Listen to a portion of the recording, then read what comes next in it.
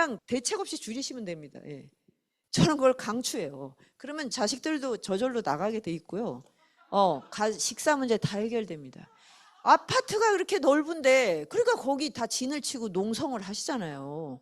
은퇴한 아버지, 그다음에 은둔하는 청년. 저는 이제 보통 냉장고를 비우고 와이파이를 끊어라 이렇게 얘기하거든요. 그러면 나간다. 예. 그러면 싸워야 되잖아요. 그럼 아파트를 줄이면 됩니다. 그냥 팍. 그래서 막 화장실 갈 때 막 부딪히고 이러면 집에 잘 안 들어와요. 그게 참 좋은 방법인데. 그리고 일단 내가 아주 가벼워지잖아요. 그래서 이제 자기 스스로 이런 공간을 확보해야 된다. 그래서 일단 이제 이 죽음과 관련해서 큰 이제 가르침을 준 스승들을 찾아보니 이제 다 아시는 분들이잖아요. 얼마나 이제 그러니까 인류의 보편지에 들어갑니다. 소크라테스, 장자.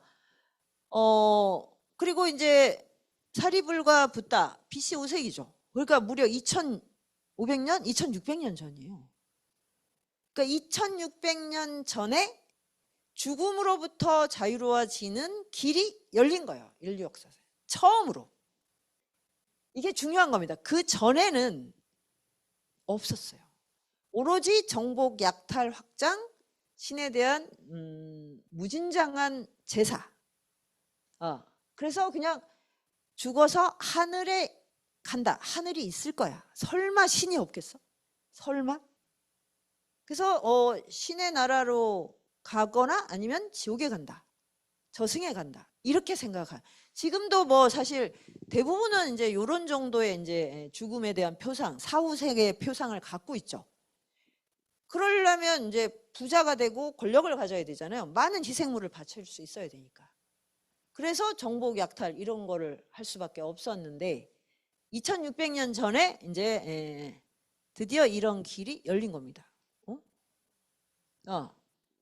그리고 이제 그래서 요 내부는 그렇고, 근데 우리나라에서는 이제 연암 박지원하고 다산 정약용이 있고 20세기에도 이런 스승이 있어요. 간디하고 아인슈타인이요. 그러니까 제가 아까 불교 공부를 하려고 했더니 과학을 해야 되는 과학의 지평이 확 열려서, 그래서 학교 다닐 때보다 과학 공부를 지금 훨씬 더 많이 하게 됐는데 아인슈타인의 생애를 공부하고 완전히 반했어요. 이분한테. 이분은 거의 이제 영적 그 구루 같은 그런 느낌이에요. 그래서 그러니까 BC 5세기다 이러면 옛날 얘기잖아. 근데 죽음이 옛날 게 어디 있고 새로운 게 어디 있습니까? 죽음 앞에서는 오래되고 새로운 게 없어요. 그러니까 이분들의 이게 없었다면 우리가 첨단 시대를 살아도 죽음에 대한 뭐 표상, 상상, 사유가 그 구석기 시대보다 낮을 게 없습니다. 네. 아니 어떤 과학자가 그걸 줄 수가 있어요? 죽음은 이런 것이야. 죽음을 그 세계와 생과 사가 하나가 되려면 이렇게 살아야 돼라고 할 수 있는 그런 영웅과 그런 식의 지식인이 어디 있습니까? 그러니까 새롭고 이런 게 이게 아니고, 그런데 이제 간디와 아인슈타인을 보면 이 가르침이 BC 5세기의 가르침이 계속 이어지고 있었구나. 요거를 이제 보여주는 거죠. 네. 이분은 뭐 아테네 최고의 추남으로 유명했는데 아테네 모든 시민들의 최고로 사랑하는 대상이었어요. 특히 청년들은 이 노년의 소크라테스를 너무 열렬하게 사랑을 했어요. 네, 진짜로. 그런 인물인데 이렇게 얘기를 했더라고요. 철학은 죽음의 연습이다. 소크라테스가 이거를 이렇게 얘기한 거는 잘들 모르실 거예요. 그래서 이제 봤더니 소크라테스의 변론은 이 아테네 법정에서 소크라테스가 사형 선고를 당하는 장면에서부터 시작해요. 그래서 사형 선고를 당했어요. 그 이유도 뭐냐면 신성모독을 했다. 그리고 청년들을 타락시켰다. 그리고 이때 심지어 민주법정이었거든요. 그 무슨 과두정치나 이런 독재가 아니었어요. 그러니까 이거는 이제 뭔가 정치적 맥락에서 소크라테스를 희생양으로 삼은 그런 사건이에요. 그러니까 죄를 짓지 않았는데 사형을 언도받은 거예요. 그 굉장히 억울한 죽음이죠. 그런데 그리고 보통 사형이 선고되면 바로 그냥 독배를 마신대요. 독배로 이제 독사를 하는 거죠. 쉽게 말하면 사형하는 방식이. 그런데 뭐더라? 저기 아폴론 축제가 있어갖고 그 축제 기간에는 이제 사형이 금지가 되나 봐요. 그래서 한 달을 그 감옥에 있었어요. 그런데 이제 친구하고 그러니까 이렇게 철학을 평생 했잖아요. 70세니까 평생 그러니까 백수인데 그 부인한테는 좀 사랑을 받기가 어려웠겠죠. 그래서 이제 악처로 유명하게 됐는데 그게 무슨 악처겠습니까? 백수인데 애는 또 있어요. 그러니까 그 얼마나 원수 같겠어요. 그래서 이제 구박을 받으면 이제 광장에 나와서 이제 변론을 하고 토론을 하고 그러니까 친구가 많겠죠. 그래서 그 친구하고 친지들이 제자들이 한 달 내내 아침에 출퇴근을 했습니다. 그 감옥에 와서 같이 있다가 저녁 때 이제 문 닫을 때 되면 가고 이렇게 했어요. 한 달 동안 있는 동안 이제 죽음을 앞에 둔 거잖아요. 선생님, 그러니까 죽는 사람이 불쌍하고 측은하다는 감정이 전혀 안 느껴지고 너무 행복해 보였다. 기쁨과 고통이 한데 섞인 아주 묘한 것이었고, 그러니까 이 제자들은 너무 슬플 거 아닙니까? 억울하고. 그런데 제자들도 이 소크라테스한테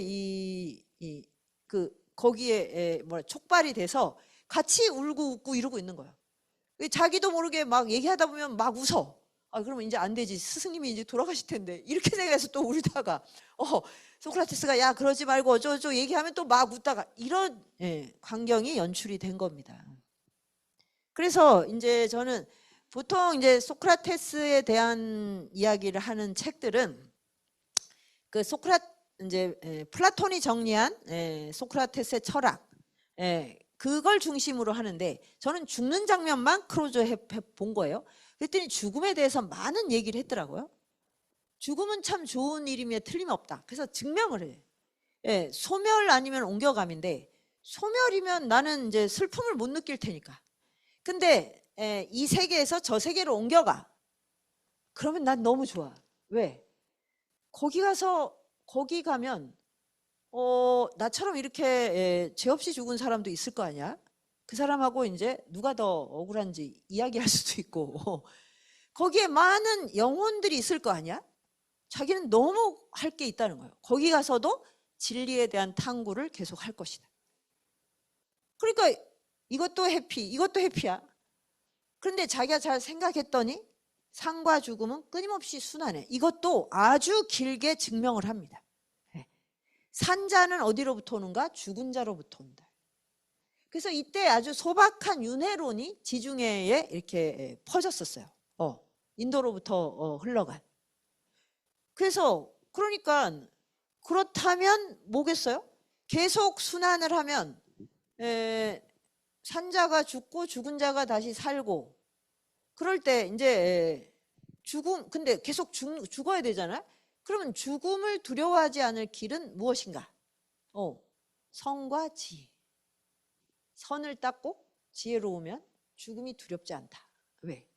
육체로부터 자유로워지기 때문에 오히려 더 그거는 기쁨을 누릴 수 있다. 이렇게.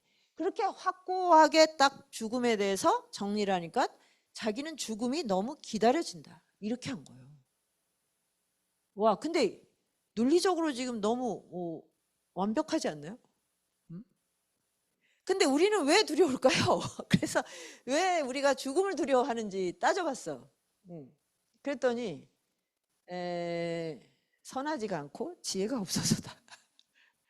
왜? 선을 닦을 생각을 하지 않았고 주로 물질을 닦았으니까. 물질. 소유를 누렸으니까. 그러니까 죽는 게 두렵죠. 그리고 이제 소멸되면 어떻게? 내가 지금 이거 누려야 되는데 그 부자가 죽는 게 훨씬 두려운 거예요. 네. 빨리 아파트 뭐 줄이세요. 그러니까 빨리. 그렇지 않습니까? 이걸 누려야 되는데 내가 이걸 놓고 떠나야 된다. 그러면 막 진짜 그래서 그 말기암 환자들 중에도 그 병원에서 치료받고 막 엄청 고통스러운데도 재산 관리하는 거를 막 맹렬하게 하신대요.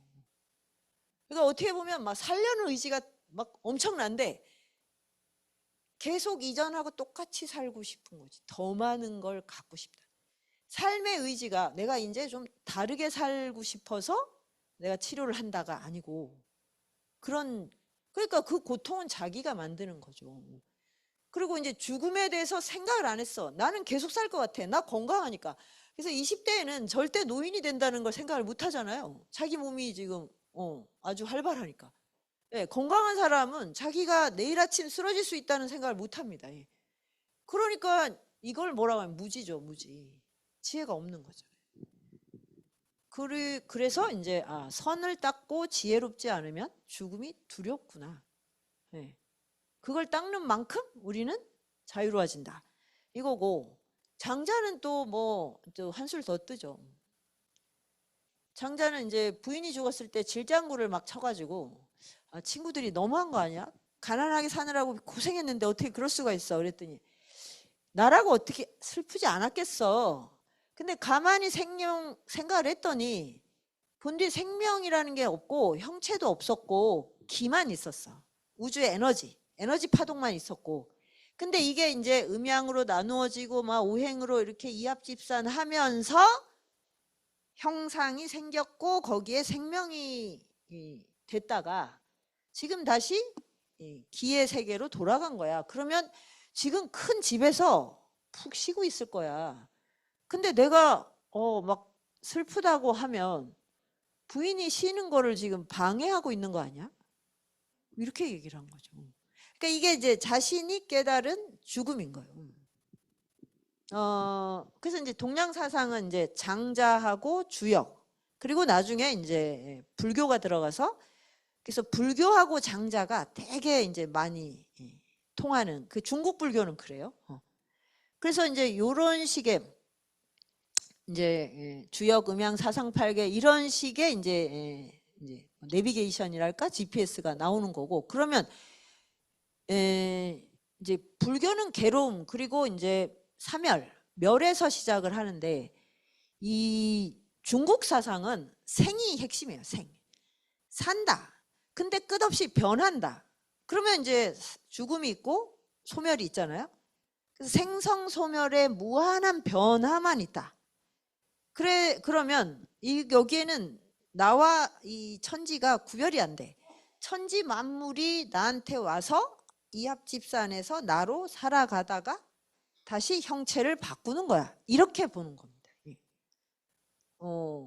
그래서 뭐 이제 아주 장자가 유머가 아주 뛰어납니다. 정말. 그럼 뭐 이것도 이제 나중에 읽어보시면 정말 재밌을 거예요. 장자가 어디를 가다가 그 해골이 있어. 그래서 내가 이제 양생의 달인이니까 널 살려줄게. 살려줘야겠다. 이렇게 이제 생각을 했더니 꿈에 나타났어 해골이. 네가 뭔데 지금 나를 다시 살려준다고 하냐. 죽으면 위로는 군주가 없고 신하도 없고 계절에 따라 애써야 할 일도 없다. 천지자연의 시간을 사계절로 삼고 이렇게 막 푹 즐기는데 왕의 즐거움도 이거보다 더한 게 없어. 근데 도대체 왜 나를 다시 살려준다 그래. 그 수고로운 삶으로. 그리고 사실 그렇겠죠. 예전에 이 노비들이나 농민들은 정말 뼈 빠지게 일을 해야 되잖아요. 그런데 삶이 더 좋고 죽음이 괴롭다. 이거는 정말 올바른 얘기인가? 이런 거를 이제 환기시켜 주는 거죠. 그래서 그러니까 이제 죽음에 대한 공포 그게 아니라 생사의 순환을 알면 죽음의 두려움에서 벗어날 수 있다. 이렇게 되죠. 그러면 이제 결국은 뭐냐면 죽음은 풀려나는 거고 쉬는 것이다. 이 몸이라는 게 형해라고 이렇게 우리를 묶고 있는 건데 이게 이렇게 흩어지면 우리는 해방이 된다. 이렇게 보는 거예요. 그래서 이제 이 말은 되게 멋있죠. 돼지는 나에게 몸을 주어 쉽게 하고 삶을 주어 힘쓰게 하고 늙음을 주어 편안하게 하고 죽음을 주어 쉬게 한다. 그렇지 않나요? 그러니까 제가 아까 60이 됐는데 왜 이렇게 편하지? 그랬더니 뭐가 되고 뭘 이루어야 된다는 것을 하지 않아도 된다. 꿈이 뭐야? 넌 커서 뭐가 될래? 이런 말을 아무도 안 물어봅니다. 예. 그러니까 60 이후에도 난 뭐가 되겠어? 이러면 이거는 아직 이 내적 성장이 하나도 안 된 거죠, 사실. 청춘에 해야 할 일을 아직 하지 못한 채로 삶을 제대로 살지를 못한 격이 되는 거니까. 예. 이게 이제 장자의 그 가르침이고, 간디는 이제 힌두교죠. 48년이니까 20세기 그 중반 2차 대전이 끝나고 뭐 우리나라도 이제 45년에 해방이 됐는데 인도는 좀 늦게 해방이 됐어요. 47년. 그러니까 뭐 거의 저희와 동시대라고 해도 무방한데 이제 이건 잘 아는 사건이죠. 48년 1월 30일에 기도 시간에 이제 청년이 간디의 발에 이제 그 입을 맞추려고 와서 그러니까 이제 간디가 이제 이 간디의 트레이드 마크가 입 빠진 미소거든요. 그래서 미소를 지으면서 이제 기도하는 이제 두 손을 모으니까 청년이 품에서 이제 권총을 해서 탕탕탕 세 발을 쐈어요. 그때 이제 간디 입에서 오 라마 신이시여 이런 말이 이제 나왔고, 이 죽음을 통해서 이제 20세기의 가장 신과 가까운 존재, 그러면 이제 간디라고 하거든요. 마하트마가 그 이대한 영혼이란 뜻인데, 근데 그래서 이 청년을 폭력성을 자기를 희생함으로써 용서하고 그 증오로부터 벗어나게 하는 이런 거라고 이제 해석을 하잖아요. 오 라마. 그런데 이거는 간디가 평생 매일 기도할 때 했던 말이에요. 그러니까 매일 했으니까 이게 나오는 거죠. 그냥 저절로 오 라마. 그러니까 이 연습을 안 했는데 되는 일은 없습니다. 예. 그러니까 이게 진짜 수행을 하지 않으면 되는 게 아니다. 그래서 이제 간디에 대한 이제 간디 자서전, 간디 평전, 뭐 간디의 전집. 근데 너무 두꺼운 거야. 한 1000페이지씩 3권이나. 그걸 또 다 번역을 해놓은 게 또 너무 놀라웠어. 번역이 안 돼 있으면 할 수 없이 못 읽는 거지. 그러면서 이제 핑계를 댈 수가 있는데 세상에 그것도 최근 10년 이내인데 간디 전집을 번역을 해놨더라고요. 와, 근데 그게 한 권이 3권인데 그게 간디의 모든 말을 다 정리를 해놓은 거야. 근데 그게 한 권이 1000페이지씩이니까 보통의 독서가 아닌데 제가 어젯밤에 그 마지막 3권째 마지막 페이지를 읽었어요. 진짜 우리나라에서 거의 뭐 1%에 들지 않겠습니까? 이런 걸로 그러니 뭐 이럴 건 아닌데 제가 하는 일이 읽는 일인데 그래서 제가 이렇게 읽는 책들을 보면 이 책을 읽는 사람이 우리나라에 몇 명 있을까? 근데 그걸 번역을 해놓은 분들은 너무 대단하지 않아요? 대체 이걸 누가 읽을 거라고 이런 걸 번역을 해놨지? 그 마음에 저는 너무 감동스러워요. 그거는 상상을 초월하는 체력과 노력이 들어야만 돼요. 번역이라는 거. 읽는 것도 이렇게 힘드니까. 그래서 그 간디의 그거를 보면 정말 이제 21세기 정치 경제 모든 문명은 간디가 100년 전에 했던 것을 벗어날 수 없어요. 간디의 비전이 아니고 정치 경제학의 비전은 나올 수가 없어요. 그때는 이제 샤타그라, 진리 탐구, 아임사, 비폭력, 무소유 이런 거를 정치와 연결하는 사람이에요. 그러니까 지금도 사실 이렇게 구별을 해놓잖아요. 이 영적인 것과 세속을. 우리가 정치인한테 영성을 요구합니까? 네. 아예 그럴 생각을 안 하죠. 그냥 그 세속적인 일이나 그냥 좀 거짓말하지 말고 좀 진실하게 해. 그것만 해도 감지덕지야. 그러니까 얼마나 우리가 정치나 영역을 축소시켜놨네. 그러니까 현대인의 마음은 진짜 좀 줄어서 그러니까 물질적으로 이렇게 풍요로워진데 점점 줄어들고 있어요. 뭐 민주주의 그러면 뭐 투표 정도 하는 거고 뭐 어떤 정치인에 대한 뭐 선호도 정도라고 생각을 하지, 정말 주권이 모든 삶의 주인이 되는 시민들이 자기 삶의 주인이 되는 길을 찾아야 돼, 이렇게 생각을 안 합니다. 교육도 그렇고 다 그런 건 다 이상이야. 다 인간이 교육을 통해서 막 성장하고 성숙하고, 그래서 저절로 자신을 이롭게 하고 타인을, 세계를 이롭게 하는 그런 인물로, 그런 인재로 커야 돼라고 생각 안 하시잖아요. 다 그냥 남보다 더 좋은 대학 가, 그래서 더 좋은 데 갔다 와서 좋은 직업 얻어서 살아남아야 돼, 이렇게 하고 있잖아요. 제가 제일 웃긴 말이 살아남아야 되는데, 잘 살고 있는데 뭘 또 살아남아. IMF 때 했던 걸 계속 반복하고 있어요, 엄마 부모들이. 그래서 애들이 다 그렇게 돼 있어요. 그래가지고 나가서 경쟁할 엄두를 못 내고 있거든요.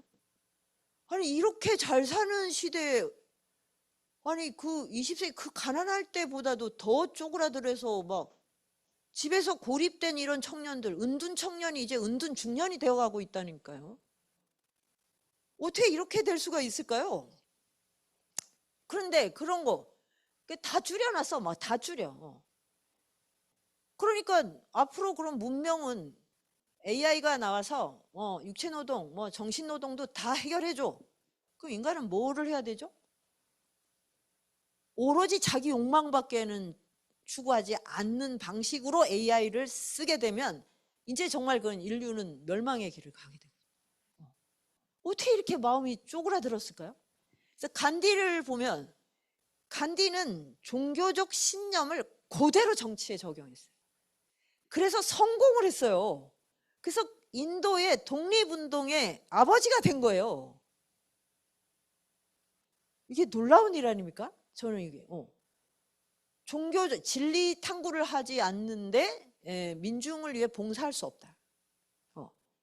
무소유를 의 정신이 없는 사람이 부자가 되고 지도자가 되면 거기에는 증오가 싹틀 수밖에 없는 거예요. 다른 방법이 있습니까, 사실? 그러니까 격차 문제를 지금 엄청 얘기를 많이 하잖아요. 격차 때문에 모든 이 갈등과 분열, 그다음에 이제 혐오감이 일어나잖아요. 그러면 이 격차를 해소하기 위해서 사실 20세기에 했던 실험의 대표적인 실패 실험이 사회주의 실험이에요. 국가 단위로 해봤는데 끝없는 분노만 일어나요. 그러니까 분노로부터 벗어나지를 못하는 거예요. 그래서 이제 부처님이 맞았어. 자, 이걸 벗어나지 않고는 우리는 정치에서 민주주의, 자유주의 뭐 이런 좀 평화 이런 걸 하면 대충 될 줄 알았는데 안 되고 있잖아요. 지금 미국을 봐요. 안 되잖아요. 더 부자가 돼도 안 된다. 더 극렬하게 대립하게 돼 있다. 그게 이제 20세기가 증명을 해줬거든요. 간디는 이제 48년에 암살당하기 전까지 나는 사회주의자인데, 왜냐하면 평등을 원하는 건 당연한 거야. 근데 폭력은 절대 안 돼. 그러면 어떤 방법이 있냐? 부자들이 진리 탐구를 하면 돼. 그러면 부자들은 자신의 재산을 신의 수탁자로 여길 것이다. 신에게 준 내가 은혜를 잠시 내가 보관하고 있는 거야. 이게 이제 힌두교의 논리거든요. 그러면 이 부를 어떻게 많은 사람의 이로움을 위해서 쓸까? 이렇게 생각하는, 이거 밖에는 이렇게 하도록 여론을 조성하고 교육을 해서 모든 사람이 그런 삶이 제일 좋은 삶이야 라고 인지하는 거 말고 불평등을 해소할 길은 없어. 다른 건 다 폭력을 동원해. 강제로 뺏는 거는 그 다음에 더 큰 폭력이 그 뒤에입니다. 맞는 말 아닌가요? 자연스러운 순환이 이루어지게 하는 수밖에 없어요. 그러면 마음을 지금 그렇게 바꿔야 되거든요. 그런 거를 정치에 다 실험을 했고, 간디가 살아있는 동안은 간디는 훌륭한 정치인이었어요. 네. 종교인으로서 훌륭한 게 아닙니다. 예, 종교 개혁자도 아니었고. 근데 우리는 지금 완전히 분리시켜 놓고 있잖아요. 정치와 종교를. 영성과 세속적인 것을. 예. 그걸 지금 우리가 이렇게 겪고 있는 겁니다. 모든 이제 막 뭐 갈등 이런 걸로 겪고 있어요. 근데 간디를 보면 뭐 우리는 간디 너무 이상주의자야. 뭐 어떤 사람한테 뭐 도덕성을 요구하면 뭐 내가 간디냐? 막 이렇게 말하잖아요. 잘 모르는 겁니다. 예. 간디의 핵심은 늘 걷는 거랑 굶기를 밥 먹듯 했어요. 굶기를 단식. 근데 이게 왜 했냐면 엄마가 하도 그 종교적 단식하는 걸 많이 하는 걸 봤기 때문에 그렇고, 그 다음에 양생을 하느라고 많이 굶었어요. 평소에도 왜 요즘도 왜 간헐적 단식 뭐 이런 거 많이 하시잖아요. 뭐 하루에 한 끼 먹기 막 이렇게. 그게 몸에 좋다는 건 알잖아요. 그 의사들도 이렇게 위를 비운 시간이 한 열 몇 시간 될 때 이 독소가 청소가 된다 이렇게 하잖아요. 간디는 스스로 양생을 위해서 뭐 일주일에 하루 굶고 뭐 이런 거를 진짜 굶기를 밥 먹듯 했다. 그런 사람인데 그래서 의학적인 그것도 되게 뛰어납니다. 근데 그 파업을 하는 노동자들을 도와주다가 양쪽이 너무 극렬히 대치하는데 간디는 양쪽 모두에게 도덕적 진실을 요구했어요. 노동자한테도. 우리는 보통 이제 저 많이 가진 이제 사업주들이 문제 이렇게 하잖아요. 똑같이 그걸 요구했어요. 그랬는데 그 노동자 쪽에서 뭐가 흐트러진 거예요. 그래서 단식을 합니다. 이런 뭐 노사투쟁 봤어요? 그래서 단식을 시작하니까 그 간디 친구들이 다 부자라서 사업주였던 거예요. 이 사업주들이 먼저 그 뭐라 그래 타결을 해버렸어요. 간디를 지키려고. 이런 정치를 했습니다. 그래서 그때 이후부터 전 세계에서 어떤 비폭력적으로 자기 의견을 내세울 때 단식을 하는 게 지금 되게 일상화돼 있잖아요. 지금 그거를 세상에 그 뭐라고 해야 되나 하나의 투쟁 전략으로 낸. 그러니까 이 원리는 힌두교적인 건데 나를 희생하지 않고 뭔가를 얻을 수 없다. 그럼 이제 희생하지 않고 얻는다는 건 폭력과 약탈이 동반된다는 거예요. 내가 수고하지 않고. 그래서 나를 기꺼이 언제든 희생시킬 수 있는 그런 준비를 하고 있어야만 이런 이제 공공의 이익을 위해서 살 수 있다. 이런 원리를 갖고 있었던 거죠. 그래서 하여튼 이분은 걷고 굶고 그러면 이렇게 많이 굶었는데 60이 됐는데 막 히말라야 이런 데 등반을 하세요. 그리고 인도 전역을 안 다니는 데가 없어요. 그러니까 60 이후에 1900 그러니까 20년 30년 되거든요. 막 힘이 더 난다고. 굉장히 나약해 보이잖아요. 몸에 살이 거의 없으시고. 정말 뼈만 튼튼하신 것 같습니다. 예. 정말. 그래 마지막에 그 이슬람하고 이제 힌두교가 이제 대결을 해서 이제 폭력이 어마어마하게 나서 그때 단식은 거의 뭐 몇십 일 거의 죽음을 불사한 투쟁이. 그다음에 물을 안 먹어요. 그럼 죽는다는 거예요, 이제. 그래서 이제 결국 양쪽이 다 타협을 할 수밖에 없는데 그러고 났는데도 너무 건강하십니다. 와, 그래서 너무 신기해요, 이거는. 이분의 이 인생을 보면. 그러니까 우리가 갖고 있는 고정관념, 뭐 영양이 부족하면 어쩌고 저쩌고 이런 것들도 진짜 마음에 따라 다른 거구나. 그걸 보여주는데 아무튼 그래서 이제 나중에 77세가 돼가지고 이슬람교가 힌두교를 죽이고 막 힌두교가 이슬람을 학살하는 이 대학살을 마주한 거죠. 그러니까 자기가 평생 동안 비폭력 투쟁을 했는데 마지막에 조국이 찢어지면서 이렇게 된 거야. 그래서 77세의 간디가 지팡이를 짚고 길을 떠납니다. 그래가지고 그러면 이제 사람들이 욕을 하면서 이제 그렇죠. 왜냐하면 학살을 당했으니까 막 그 오물을 던져요. 유리 조각을 막 던져요. 그러면 거기에 어떻게 하냐면 간디가 샌들을 벗어요. 그리고 그 길을 걷는 거예요. 그래서 그 장면을 이제 보면서 많은 사람들이 이제 막 그 기독교인들은 막 예수님을 생각하고 막 그래서 막 눈물을 흘리고 이러면서 이제 일시적이지만 또 화해를 하고 이제 이런 과정을 겪었던 거죠. 그래서 이제 결국 그 이제 투쟁 속에서 이제 생각을 한 거예요. 아, 독립된 인도에서는 내가 필요하지 않을 수도 있다. 내가 걸림돌일 수 있다.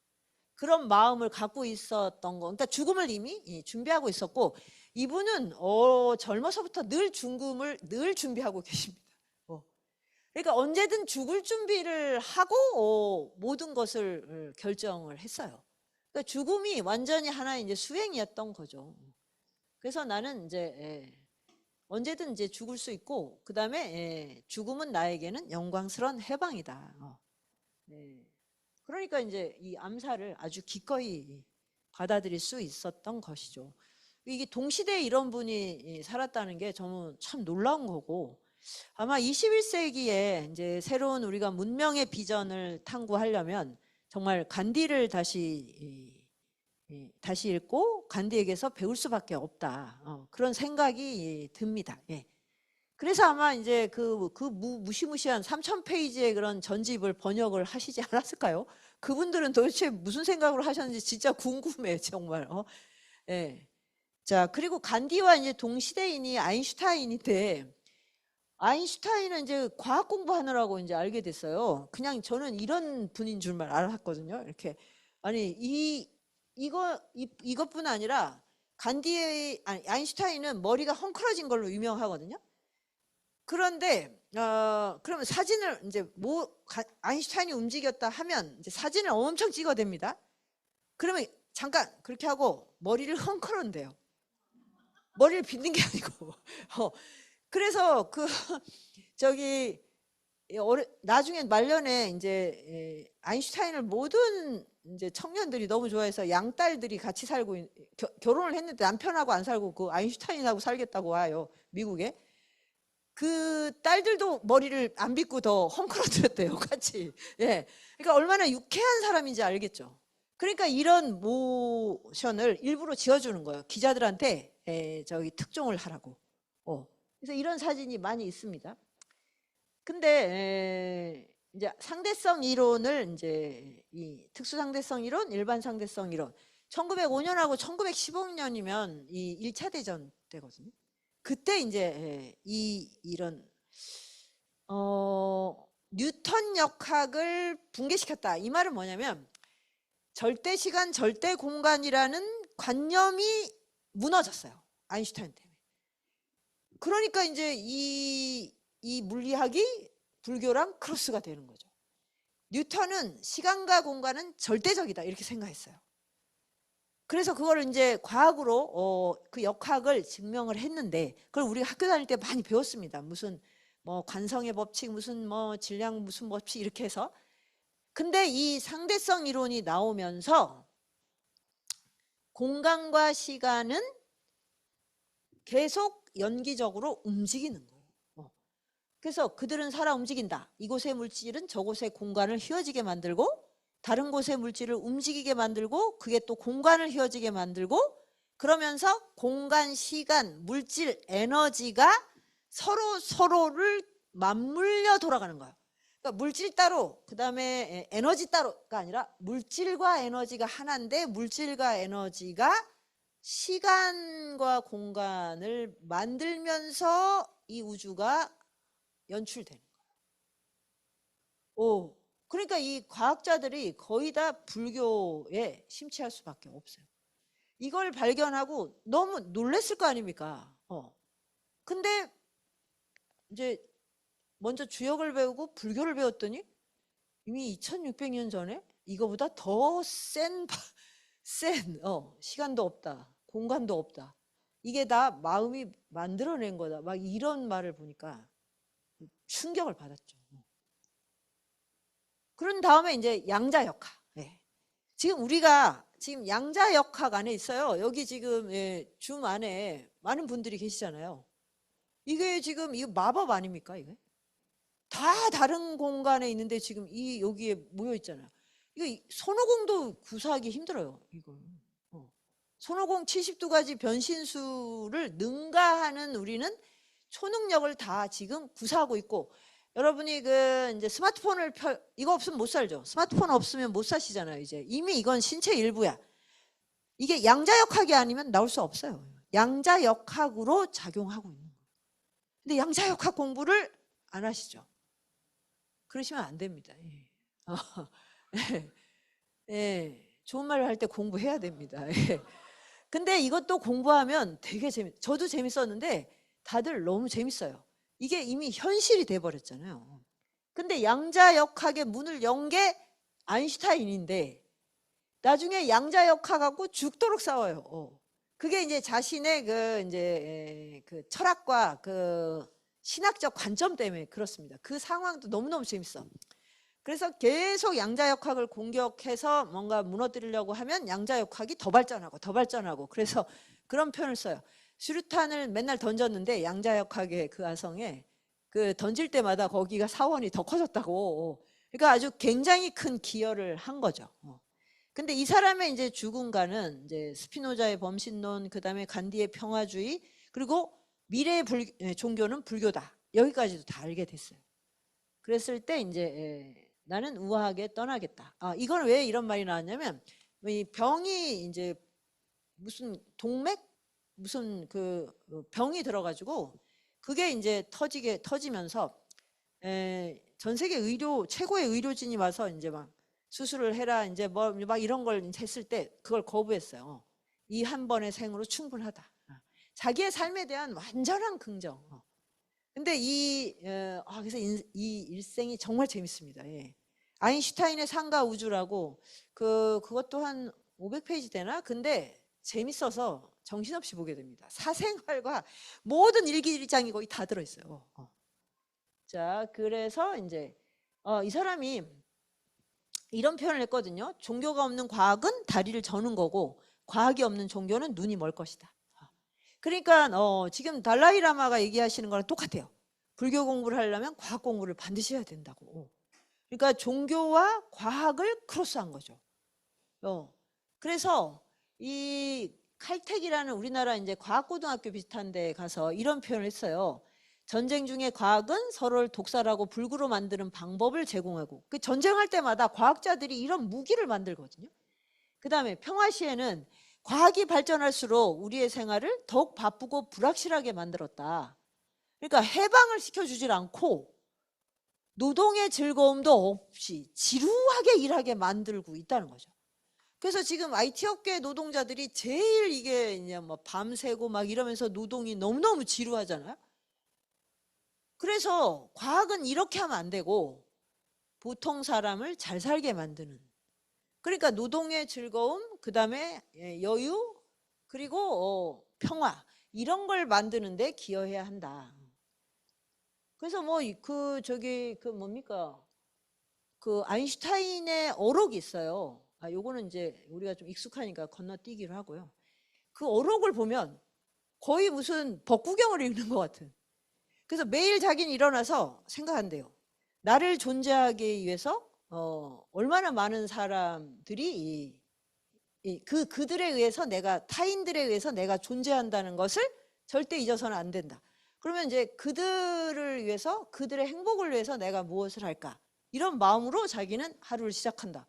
뭐 이런 표현으로 돼 있습니다. 자, 그 다음에 이제 뭐 불자분들은 너무 익숙할 텐데 이 사리불의 그 열반에 들어가는 과정이 따로 책이 있더라고요. 그래서 이걸 보고도 굉장히 감동을 받았는데 이제 사리불이 이제 부처님이 이제 그 열반에 들기 전에 내가 먼저 떠나야겠다 이렇게 하고 일주일이 남았구나 이걸 알게 됐어요. 그러니까 내가 소멸되는 시간을 안다는 게 너무 대단한 지혜 아닌가요?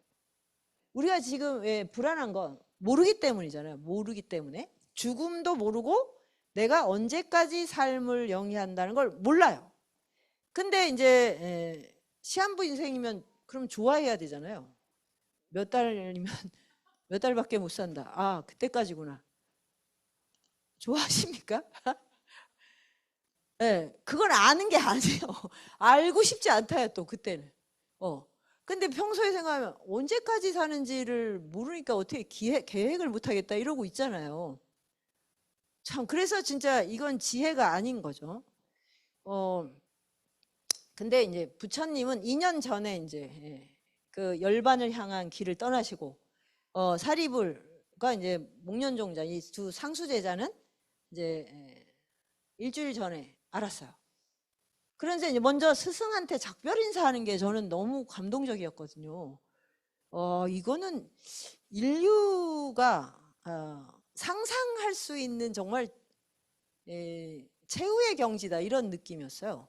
상수제자니까 정말 부처님과의 그 뭐 교감은 뭐 우리가 더할 나위 없었잖아요.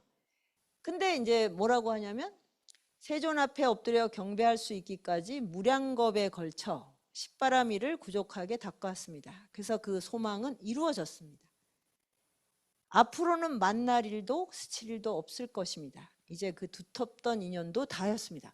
와, 어떻게 저런 표현을 할 수가 있지? 뭐 정토에서 다시 막 뵐게요라든지 우리의 마음으로는 열반의 세계에서 다시 만난다 뭐 이렇게 할 것 같잖아요. 와, 이렇게 이걸 너무 쿨한 거 아닌가요, 이거? 야, 이게 인연이라는 게 인연의 완성은 이런 것이구나. 이제 이 윤회계에서 다시 만날 일과 스칠 일이 없다. 우린 윤회로부터 완전히 벗어났다. 그래서 이제 열반으로 들어간다.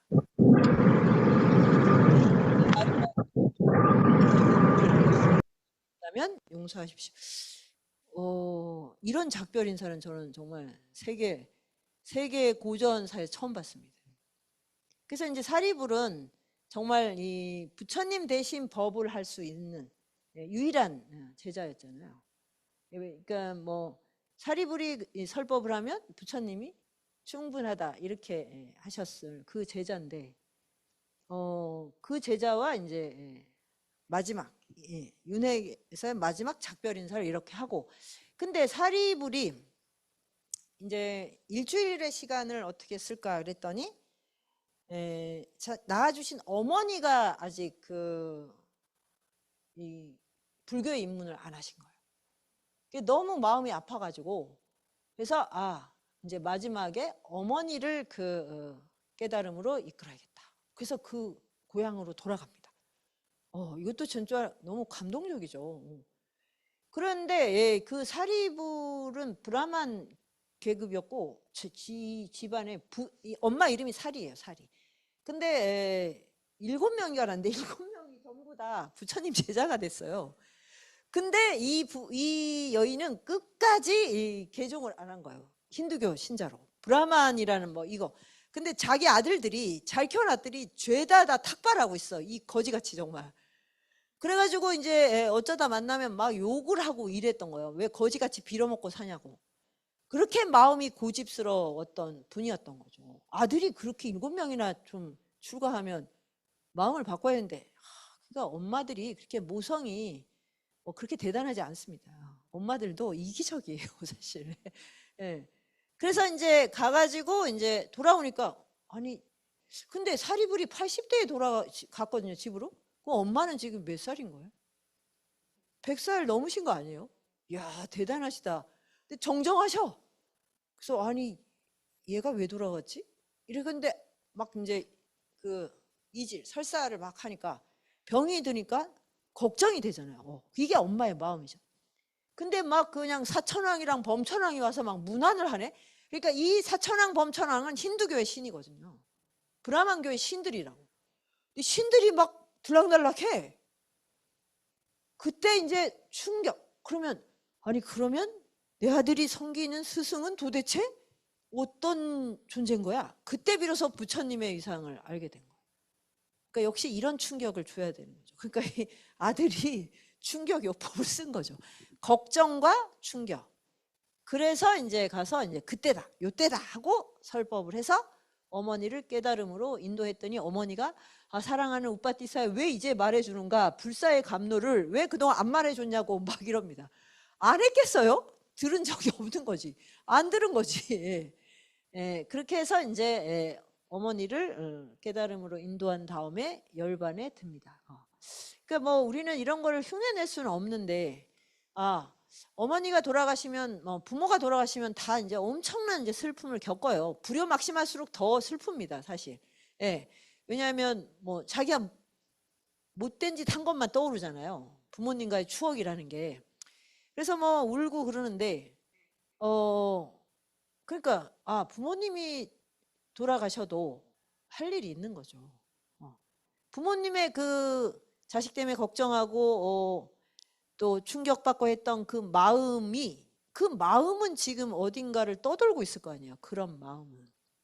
그러니까 그러면 이제 내가 정말 그 좋은 사람이 되는 거. 그러면 이제 부모님이 내 자식이 참 좋은 사람이었어. 이런 인연장에 들어오는데, 내가 막 그 슬픔 속에서 막 그냥 자책하면서 막 살아. 그러면 이 부모는 어떻게 되는 거야? 아주 그냥 정신적으로 아주 탁한 그런 자식을 낳은 꼴이 되고 계속 불행한 관계로 만나게 되지 않겠습니까? 예. 그래서 뭐 부처님의 이 열반은 뭐 너무너무 이거는 뭐 위대한 것이지만, 저는 사리불의 그 마지막 열반의 여정을 보고 정말 좀 정말 많은 막 그런 깨달음을 좀 갖게 됐습니다. 예. 그러니까 우리가 누군가의 자식이고 누군가의 부모일 거 아닙니까? 이제 저처럼 이제 자식이 없으면 이제 후배들이 있고 그 청년들이 있거든요. 그게 자식이나 마찬가지잖아요. 예. 그래서 우리는 보통 이렇게 같이 있을 때는 아주 이기적으로 대합니다. 특히 가족들은. 그러다가 떠나면 막 후회를 해요. 이게 중생의 또 비극인데, 그래서 자기는 형편없는 인간이야 막 이러면서 막 또 가까이 있는 사람을 괴롭힙니다. 예. 자기가 형편없는 인간이야, 그래서 나 괴로워 이러면서 또 주변 사람을 괴롭히는. 그래서 이게 악순환이 되는데, 그런 후회보다 이제 내가 부모와의 좋은 관계를 만드는, 인연을 새로 만드는 그리고 부모님께 못 해줬으면 다른 부모에게 잘하면 되잖아요. 이렇게 마음을 바꾸기만 해도 삶이 자기가 자기 삶을 긍정할 수 있을 것 같아요. 예, 부처님의 그 열반은 뭐 참 위대합니다. 예, 80세 노구의 몸으로 이제 2년 전에 떠나요. 그래서 북인도 전체를 지금 유행을 하시거든요. 라자가에서 막 저런 북인도 전체 그 넓은 데를 80세. 근데 그 전에도 35세 그 깨달은 이후에 45년을 그 코스에서 왔다 갔다 하셨어요. 그거 자체가 저는 너무 위대합니다. 그런 스승과 교주라는 말은 정말 안 어울리는데, 어떤 종교를 창시한 분 중에 그런 족적은 없어요. 무려 45년을. 사람이 10년을 한결같이 하기도 힘듭니다. 정치인들이 왜 중간에 막 이상하게 이렇게 하냐면 지루해서 그래요. 지루해서. 이쪽 라인 타다가 좀 지루하거든요. 처음에는 막 이렇게 하는데 몇 년을 못 가요. 그러니까 이제 갈아타. 그럼 처음에 좀 새롭겠죠. 그거 즐기다 보면 또 지루해져. 그렇게 해서 갈아타다 보면 이제 어제 이쪽 갔다 오늘 이쪽 갔다 이런 이제 기가 막힌 일이 벌어지는 거죠. 그러니까 이게 항상심을 갖는 게, 정진한다는 게 정말 위대한 거예요. 우리는 막 엄청난 막 공능을 펼치고 뭐 그냥 초능력을 발휘하고 이런 걸로만 자꾸 신통력을 생각하는데, 저는 45년을 한결같이 이 가르침을 펼쳤다는 사실이 너무너무 위대한 신통력 같습니다. 예. 오죽하면 작십삼일이라 그랬어요? 3일을 못 가잖아요, 우리가. 연초에 결심하는 것도 심지어. 그러니까 이 지루함을 못 견디는 게 중생인 거죠. 그래서 계속 사고를 쳐서 사고 친 다음에 수습하는데 오랜 시간이 걸려요. 그래서 또 살만하면 지루해, 또 사고를 칩니다. 내가 안 치면 주변에 누가 쳐요. 요게 인생 팔자라고 하는 거예요. 그래서 평생을 수습으로 지냅니다. 평생 인턴이에요.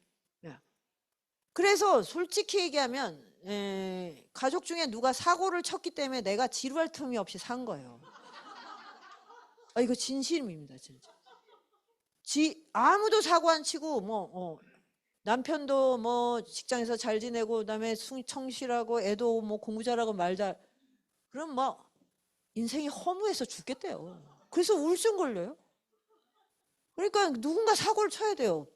남편이 하여튼 그때 이제 한번 외도를 해주시면 집안의 활기가 이렇게 살아납니다.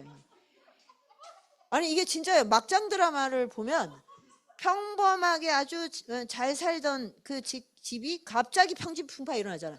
그게 뭐냐면 거기서 이제 더 가면 이제 지루하고 건태로서 우울증에 빠진다. 그 직전에. 네. 이제 그래서 그런 분들을 다 천을기인이라고 생각하시고요.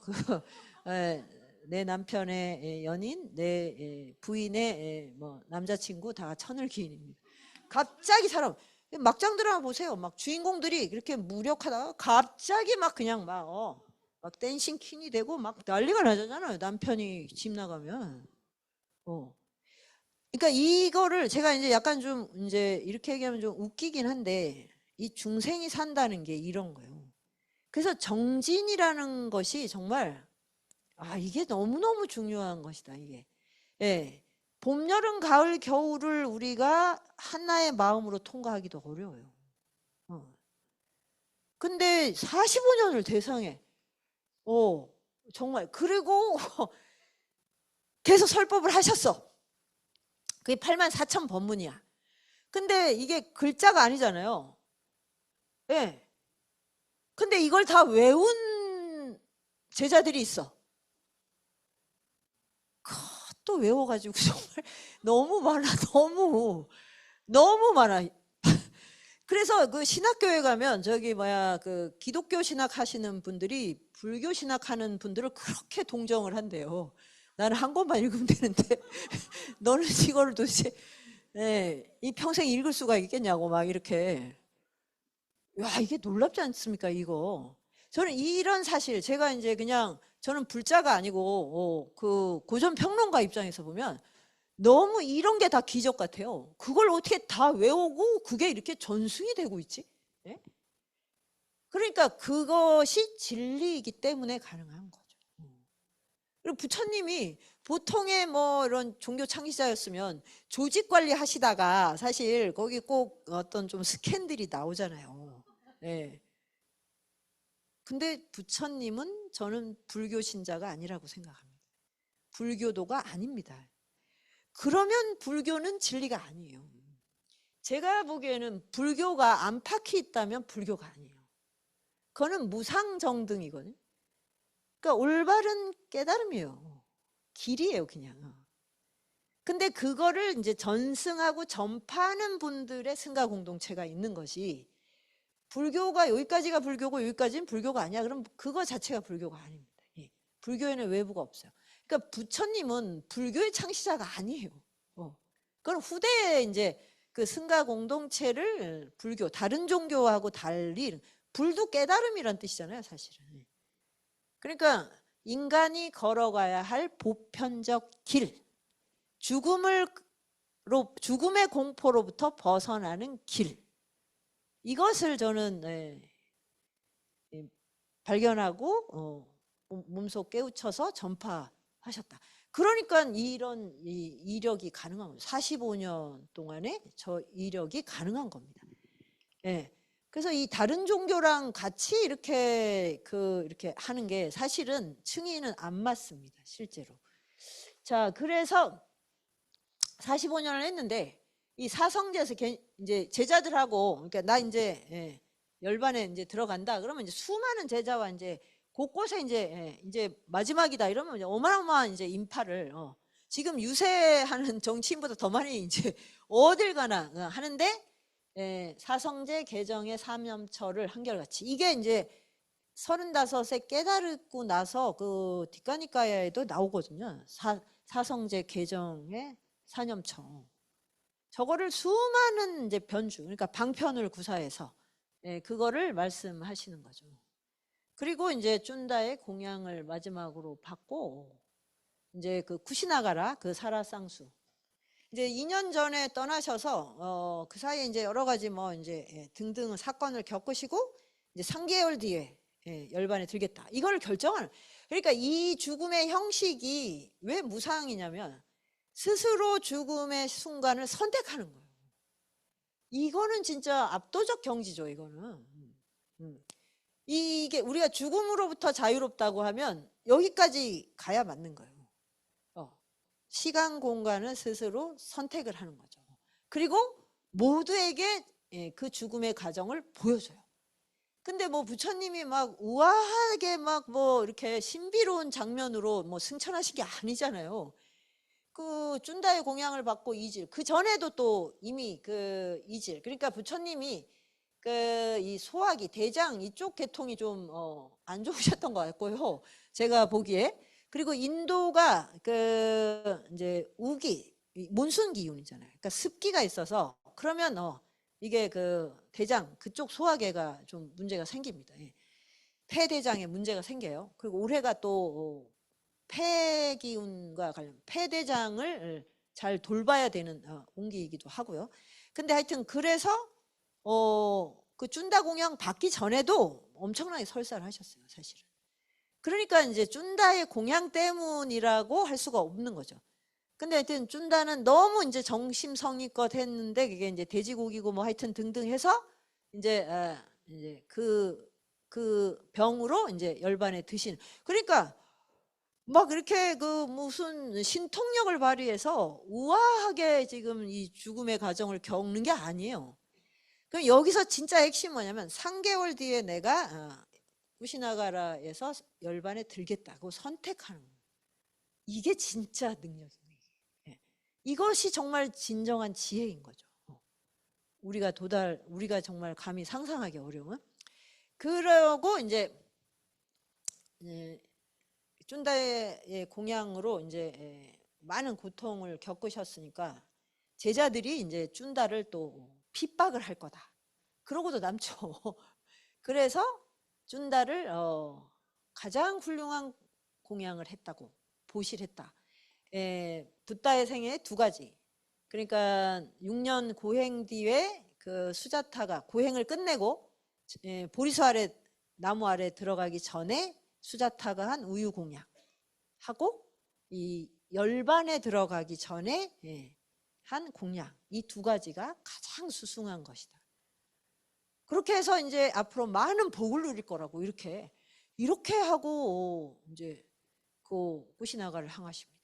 이런 게 정말 기적 아닙니까? 이런 그렇게 할 수 있을까요? 그냥 용서가 아니라 축복을 내려주는 거죠.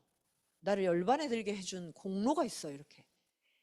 그러니까 이제 제자들한테 있었던 그 원망이나 마음도 다 사라질 수밖에 없고, 그 다음에 이제 이 마지막에 거기 가서도 오늘 밤에 들 거니까 이 지역에 있는 모든 사람이 와서 보게 해라.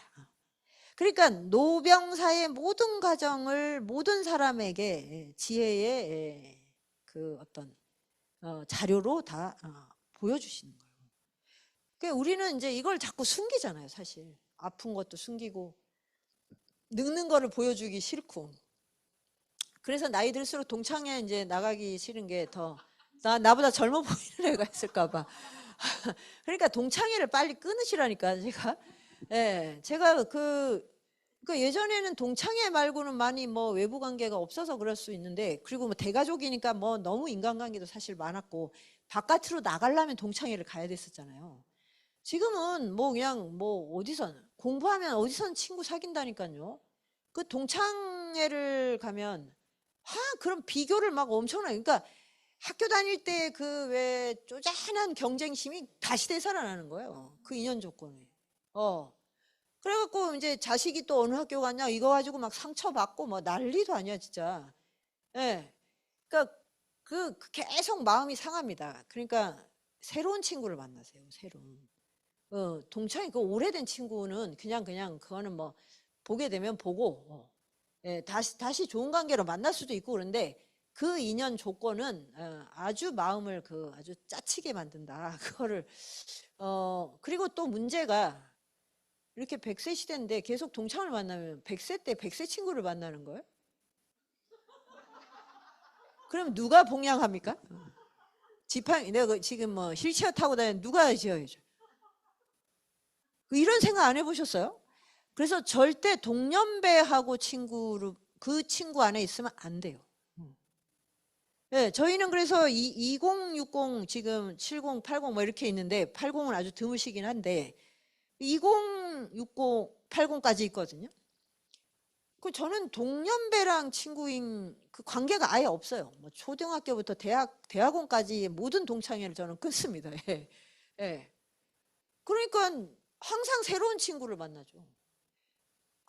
그래서 보면 사실 2060이 제일 잘 맞아요. 친구로. 말도 잘 통해요. 걔네도 골골하거든요. 이 60이 더 건강해요. 그래서 걔네 어디 아프다 그러면 자기 또래한테 물어봐봤자 뭐 검색해서 가르쳐 주는 거니까.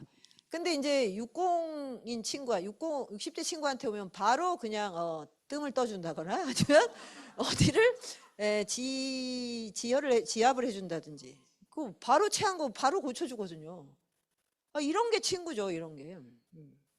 그래야 세대 갈등이 줄어듭니다. 그리고 내가 나이 들어 죽게 돼도 인생이 안 허무해요. 네. 나와 연결된 다른 사람들이 있잖아요. 그 동급생 문화는 정말 정말 안 좋습니다. 지금 시대에는. 그리고 나중에 이제 못 나가요. 네. 자기 몸이 아프면은 그 모습 보여주기 싫어서 못 나가고 그 다음에 하나씩 이제 부고가 다 들려옵니다. 오늘은 누가 떠났대, 누가 떠났대. 그러면 그걸 옆에서 보는 자식들도 너무 막 마음이 그런 아버지를 보는. 저도 좀 그랬거든요. 맨날 같이 다니던 그 친구분들이 있었어요. 아침마다 이제 같이 모여서 이제 믹스 커피 마시고 막 장난치고 이러던 친구분들이 계셨는데 이제 요양병원이 하나씩 떠났었잖아요. 그러면 그런 쓸쓸한 마음, 아버지의 쓸쓸한 마음을 보는 게 너무 그게 아마 힘들어요. 그거는 자식이 대체해 줄 수 없습니다. 절대. 그래서 세대가 크로스가 돼야지 그래야 이제 100세 인생에 100세가 돼도 행복하게 떠날 수 있고 20, 30대도 긴장을 풀어요. 왜냐하면 자기네들끼리는 절대 친구가 힘듭니다. 왜냐하면 경쟁이 너무 심해가지고 왜 은둔을 하는 줄 아세요? 친구들한테 자신의 모습을 보이기 싫어서 그래요. 네. 그러니까 그 중년한테는 무슨 경쟁심이 있겠습니까? 지금 노년을 얼마 있으면 죽을 텐데 아유 진짜 그게 아주 대단한 백이거든요 사실. 나 얼마 못 살아. 야 그러면 그럼 뭐 마음을 이제 터놓고 서로 위로하고 이렇게 이거 진짜 굉장히 중요한 겁니다. 이 앞으로 정치도 이거를 염두에 안 두면 노인복지 백날 해봐야 소용없어요. 그 쓸쓸함과 외로움을 그 무슨 제도로 구해줄 수 없습니다. 예.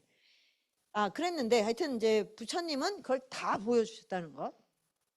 그게 또 중요하고 그 다음에 이제 부처님이 이제 사자자로 그러면 이제 이게 열반에 들어갈 때 이제 그 자세인데 딱 누우시니까 천신들이 난리가 났어. 막 꽃이랑 막 그 다음에 향기 막 이런 걸로 막 이제 부처님을 찬양해요. 이제 열반에 드시는구나 해서 막 하는 이제 최고의 공양을 신들이 막 이건 막 보면 너무 아름답겠죠.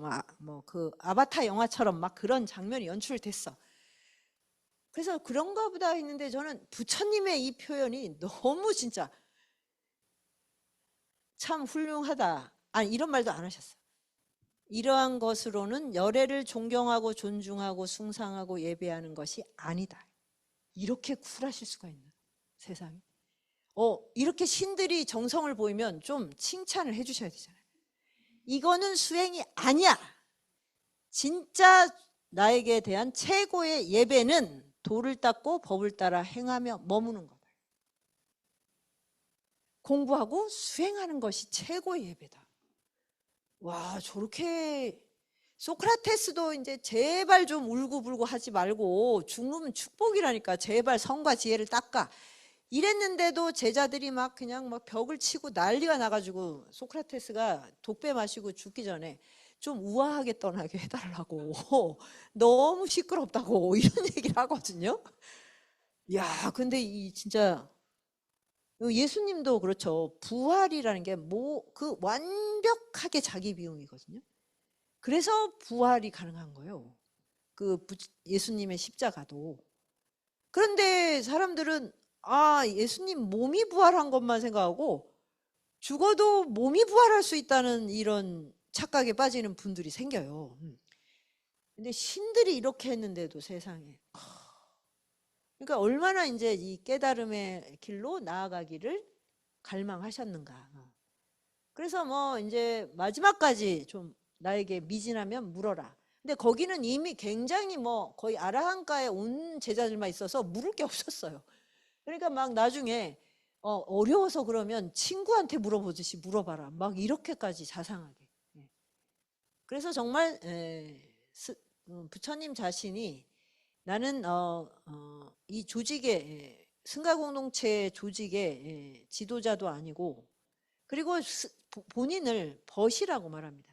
그래서 그 뒷가니까에 보면 거의 호칭이 누가 와도 벗이여 이렇게 가르침을 주셔요.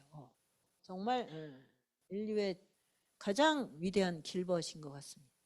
그래서 이제 완전한 소멸과 완벽한 자유, 윤회를 일으키는 모든 요소로부터의 자유. 그것은 뭐냐면 완전한 행복, 그걸 지복이라고 하죠. 근데 우리가 이제 몸을 갖고 다시 태어나고 이러면 좋을 것 같은데 다시 다음 생에 또 만나 이런 거 많이 하잖아요. 드라마도 많더만 툭 하면 다음 생에 만나. 근데 문제는 뭐냐면 지금의 슬픔과 허물을 또 반복한다는 거. 똑같이 반복하는 게 아니라 더 슬프게, 더 괴롭게 반복한다. 그러니까 드라마나 이런 데서는 되게 낭만적이고 편하게 결정해. 다음 생에 만나면 더 사랑을 해서 그 사람을 행복하게 해줄 수 있는 것처럼. 그걸 딱지를 안 하는데 어떻게 돼? 인과가 어딨어? 그럼 어떻게 보면 그 원한을 가지고 오는 거 아니에요? 이번 생에 사랑이 안 이루어졌으니까 다음 생에 기필코 하겠다. 나 원기가 되는 거죠. 그게 그런 원인을 만들어 놓고 그걸 아름답다고. 참 이게 진짜 예술이라는 게 이런 식으로 망상을 만들어서 너무 쉽게 다음 생에 다시 만나는데 다음 생에 만나서 또 괴롭히겠다는 거야? 그래서 그 가족들끼리 절대 그런 얘기 함부로 하지 마세요. 네, 이번 생으로 충분하다. 우리 서로 자유를 얻자. 그래 조금 더 우리가 좀 행복할 수 있는 길을 찾아보자. 지혜와 자비. 지혜는 이제 뭐 너무 평범한 말이에요. 제가 왜 불교의 가르침이 이 세상에 이렇게 일상에 스며들지 않을까? 우리나라는 종교 때문에 막 뭐 갈등이나 막 뭐 전쟁 이런 게 없는 건 참 좋은데 종교의 좋은 가르침들이 일상에 좀 들어가야 되는데 기독교는 어떤 점에서 막 일상하고 결합하면 막 욕망이 너무너무 커져요. 그게 부흥회나 이제 저도 이제 한 20대까지는 교회에 몸담아서 알거든요. 그러니까 그렇게 되고 정치적으로도 그렇고. 불교는 그런 식으로 이제 욕망을 불러일으키지는 않는데 일상에 잘 스며들어가는 이거는 불자들은 그렇게 하실 텐데 그게 이 사회 전체 문화로 스며들어가야 되거든요. 왜냐면 우리가 신라 천년도 불교 국가였고 고려도 불교 국가였잖아요. 그 전통이 어마어마한데 아니 그렇다고 조선왕조가 성리학이라고 우리가 지금 공자의 윤리를 뭐 일상에 결합을 합니까? 공자는 더 빨리 내팽개 쳐버렸죠 사실. 그러니까 이 일상에 참 너무 헛헛해요. 그래서 지혜나 자비라는 말이 제가 불교 공부를 해보니까 이게 어마어마한 막 이 힘과 에너지를 가진 파동을 가진 이 언어인데 너무 평이하고 맥없이 돼버린 거예요. 그래서 이제 이렇게 좀 바꿔서 설명을 하기도 하는데 통찰하는 거죠. 존재와 세계에 대한. 이게 없이 자유를 얻을 수는 없어요. 모르는데 어떻게 자유를 얻습니까, 우리가? 터널 안에서 막 구르고 있는데 어떻게 자유를 얻어요? 터널을 빠져나가는 길을 알려면 이 터널이 어떤 세계의 위상에 있는지를 알아야 되고 내가 왜 거기 들어갔는지를 알아야 되잖아요. 그래서 이 통찰을 안 해도 되는 사람은 없습니다, 태어난 이상. 그런데 그거는 어떤 마음이 있어야 되냐면, 그럼 이제 지식이 많아야 된다고 생각해요. 지식이 많은데 그렇게 깨닫고 자유로운 사람을 봤어요? 그 명문대 가고 뭐 하버드 나오고 이러면 그래요, 주변에? 뭐 정치인들을 보면 저거는 그냥 인격 파탄의 길이구나 저기는. 근데 혹시 있을 수 있잖아요, 주변에. 여긴 강남이니까 많이 있지 않나요? 근데 인격적으로 진짜 훌륭해졌어, 이런 경우를 봤냐고요. 예. 서울대, 의대, 법대, 그다음에 하버드 나오고 프린스턴 나왔는데 와, 인격이 다르더라, 이런 경우를 봤냐고. 못 봤잖아요. 그러니까 그건 통찰이 없는 거예요. 지식을 많이 습득을 한 거예요. 이런 사람들이 AI 시대에 가장 먼저 무너져요. 왜? AI보다 더 지식을 가질 수는 없어요. 그리고 AI는 그걸 편집하는 능력도 탁월하기 때문에 이런 지식인이 가장 먼저 직업을 잃는다는 거예요. 그러면 지식이 이 내적 성장을 이루어서 통찰력이 생겨야 그 사람이 사회에 유익하고 많은 사람의 사랑을 받을 수 있거든요. 그러려면 뭐가 있으면 가슴이 열려야 되는데, 그게 공감하고 기꺼이 자신의 것을 나눌 수 있는 증여. 보시라고 하면 이 말도 우리말로 좀 약간 너무 종교적으로 보거나 좀 구태의연하게 봐서 증여하는 이 마음을 가지고 있어야 통찰력이 또 생깁니다. 그래서 정말 미국에서 막 굉장히 좋은 대학에서 공부하고 오셔서 굉장히 이제 좋은 일이나 그런 가르침을 펼치시는, 생명, 생태, 그다음에 정말 자신의 이익이 아닌 모든 사람의 그 이로움을 위해서 하는 분들은 저 부분이 열려 있는 거예요. 공감과 증여의 영역. 그게 자비죠, 자비. 자비심은 그냥 내가 남을 좀 불쌍히 여기는 정도, 그 정도가 아니고 공감인데 이거야말로 생명의 에너지예요. 공감하지 않으면 살 수가 없습니다. 근데 이 당연한 걸 우리가 엄청 열심히 인위적으로 배워야 한다는 게 슬픈 거죠. 당연히 자기를 위해서만 사는 게 당연하다고 여기게 된 거. 이게 우리나라가 부자가 된 것의 어떤 대가인가? 그런 생각이 들기도 하거든요.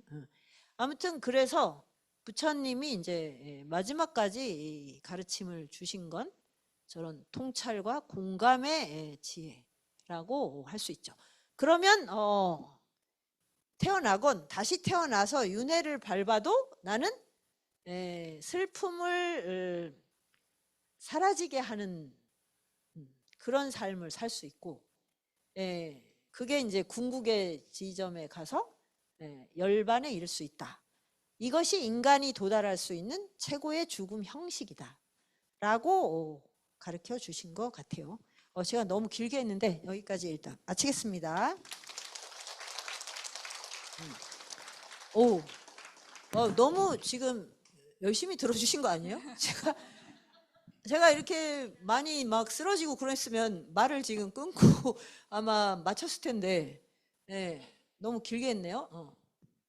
아닙니다. 더 해주셔도 좋은데 질문. 일단 네, 질문 먼저 받겠습니다. 혹시 질문 있으신 분 계신가요?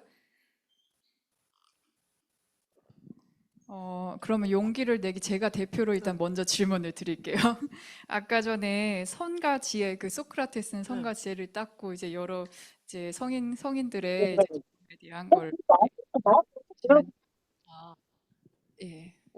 옴소거 해주세요. 네. 그 선생님께서는 지금 그러면 이제 그 공동체에서 선생님이 이제 죽음을 준비하는 걸로 일상에서 지금 어떤 그 준비를 하고 계신지 좀 궁금해요. 개인적으로. 일단 이제 저는 그 40대 공동체를 하면서 이제 직업하고 가족 이런 데서 또 벗어나게 됐어요. 그러니까 제 나름대로는 그냥 새 속에서 출가를 한 것 같다. 그러니까 가족에 다시 돌아가고 싶다거나 뭐 직장을 다시 가질 가능성도 없고, 그러니까 자연히 화폐 중심으로 살지를 않게 된 거죠. 보통 이제 세속의 삶은 이제 가족 때문에 이제 직업이 있어야 돼, 돈이 있어야 돼, 이 세 가지로 사시잖아요. 그러니까 이거를 이제 1차 관문에서는 일단 벗어났고, 그래서 이제 20 몇 년을 지금 이제 이 공동체에서 공부하고 밥 먹고 이렇게 하다 보니까 그러면 이제 지금 노년에 이제 할 일은 뭐냐면 저는 이제 이제 제 나름의 이제 그 마음을 닦고 그 뭐 이 통찰과 이 공감을 넓히는 수행을 하는데 이 공동체 안에서는 이제 어떻게 하면 이제 순환을 할 수 있을까? 그러니까 내가 청년들이 더 넓고 큰 무대에서 이제 공부하고 새로운 길을 좀 찾게 하는데 어떤 게 좋을까? 그거를 계속 실험을 해요. 여러 가지로. 그래서 이제 온라인에도 뭐 여러 가지 이제 유튜브도 만들고 그게 이제 다 청년들의 활동 무대를 만드는 거거든요. 그걸 이제 저와 이제 60대 이제 동료들이 같이 그래서 청년 펀드도 만들고, 그래서 청년들이 그 밖에서 하면 이제 좋은 직장 아니면 연봉이 많은 좋은 직장 아니면 거의 다 이제 서빙이죠, 알바가. 근데 그 알바를 통해서도 사실 많은 걸 배울 수가 있는데 이미 배울 마음이 없어요, 지금 청년들은. 그러니까 오로지 시급 얼마만 따지는 거고, 너무너무 뭐랄까 할까 너무 그 강팍한 마음으로 알바를 하고 있다. 그러니까 가서 뭐 약간의 이제 뭐 부딪힘이 있으면 바로 그만둬, 계속 옮겨다니, 이렇게. 그게 사실 되게 안타깝거든요. 그래서 좀 그런 마음을 바꾸게 해주는 이제 그런 차원에서 이제 공동체 안에 이제 청년 일자리를 많이 만들고, 그렇게 막 아등바등하지 않아도 자립을 하고 공부할 수 있는 길이 있다. 이제 사실 이거를 예전에는 이제 대학이 이런 걸 했었어요. 근데 지금 대학은 애들 청년들을 더 막 그 뭐라 하죠? 아주 극성스럽게 만든다 그러나? 하여튼 그런 식으로 이게 변해서 이제 공동체 안에서 이제 그런 거를 하고 이제 세대 교감. 그래서 저희는 그 얼마 전에 새로 실험을 한 거는 그 시골에 이제 저희 고향인 그 마을에 그 마을 공동체로 연결을 해서 마을 공동체 만드는 게 아니라 그냥 거기에 가서 이제 이렇게 자기의 어떤 지필실이나 뭘 만들어서 서울하고 이렇게 자유롭게. 그래서 이제 저희 이제 그 공적인 공간은 이제 따로 있는데 산장이라 저희 이제 부모님이 물려주신 거. 그래서 그 동네에 이제 이런 숙소가 있으면 좋겠다. 그래갖고 어떤 이제 청년한테 이제 집을 하나 구입을 해줬어요. 집이 꽤 큰 집인데 2천만 원이에요.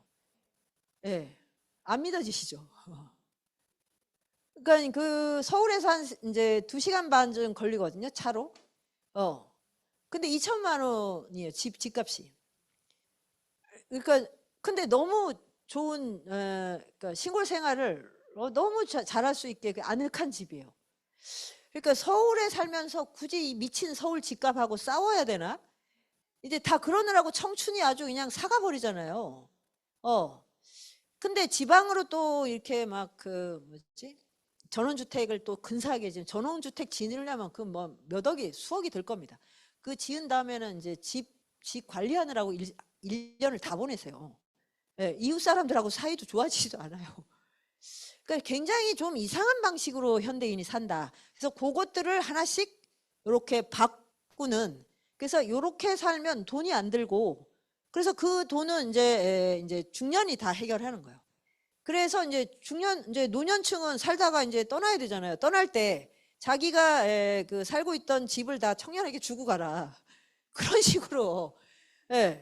그러면 이제 이렇게 이 사회가 이렇게 증여의 사이클이 생기지 않습니까?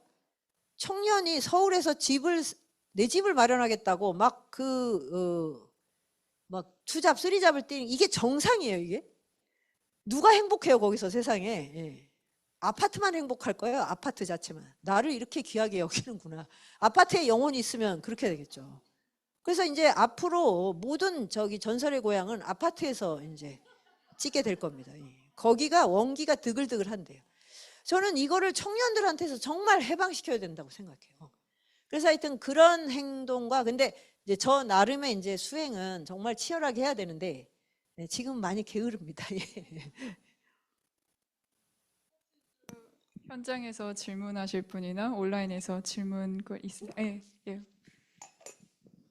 일어서서 말씀해 주세요. 네. 뒤에 마이크 있...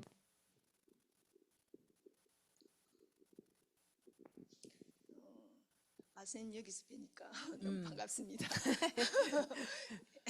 과거에 감리당을 좀 다녔었는데 저는 이제 불교 신자도 아닌데 선생님 수업을 듣고 불교에 관심을 가지게 되어서 지금도 조금씩 불교 공부를 하고 있습니다. 그리고 지금 나온 이 현자들 중에서 제가 얼마 전에 이제 간디 자서전을 읽었는데요. 근데 지금 기억나는 구절 중에 제가 그걸 마지막에 읽으면서 간디가 그러더라고요. 살아있는 모든 존재들을 평등하게 대하는 거. 매일매일의 정화 없이는 불가능하다. 생각해 보니까 불교의 사무량심 중에 네 번째 구절이더라고요. 근데 선생님처럼 스님들처럼 속세랑 약간 떨어져 사시는 분들은 제가 속세 한가운데 있습니다. 저는. 명동 근처거든요. 아니 그래서 선생님 늘 공부하시고 뭐 네. 저도 감리당 가봐서 알지만 공동체에서 굉장히 좋은 일을 하시니까 저희들의 멘토도 되어주시고 하시는데 저희는 가족과 함께 또 이렇게 늘 세상의 중심에서 휘몰아치는 데서 살지 않습니까? 그러면 저도 평등하게 대하지 않지만 저를 또 평등하게 대하지 않은 많은 눈들을 보게 되거든요. 근데 간디가 매일의 정화 없이는 불가능하다. 매일매일 어떻게 살아야 될까? 매일매일 정화하면 되죠. 그러니까 그 중에 하나의 어떤 방편이 있지 않을까? 그런 생각을 하게 돼서 선생님은 어떻게 그 매일매일 중에 좀 실천하기 쉬운 한 가지 정도는 있지 않을까? 저렇게 뭔가 날로 먹으려는 그런 마음을 일단 버리시고요. 야, 근데 이제 저나 이제 저희 공동체 멤버들은 이제 진짜 출가하신 스님들처럼 새벽에 일어나서 이제 절하고 기도하고 이런 이제 수행에 그런 거를 밟질 않잖아요. 뭐 명상도 그냥 뭐 조금씩 그냥 하는 거고. 근데 그 공부를 하느라고 제 하루의 루틴을 생각하면 지금 아침에 뭐 이제 저희 반야신경 뭐 필사하는 게 있어요. 요번 학기에 하는. 그러면 이제 필사하고 뭐 명상하고 그다음에 저기 뭐 티베터 시험 공부하는 게 있고 또 그거 이제 하는 게 있어요. 그러면 이제 그거를 하는 순간에 거기에 집중이 되잖아요. 그 다음에는 이제 글을 써야 돼요. 그래 글쓰기가 최고의 집중이에요.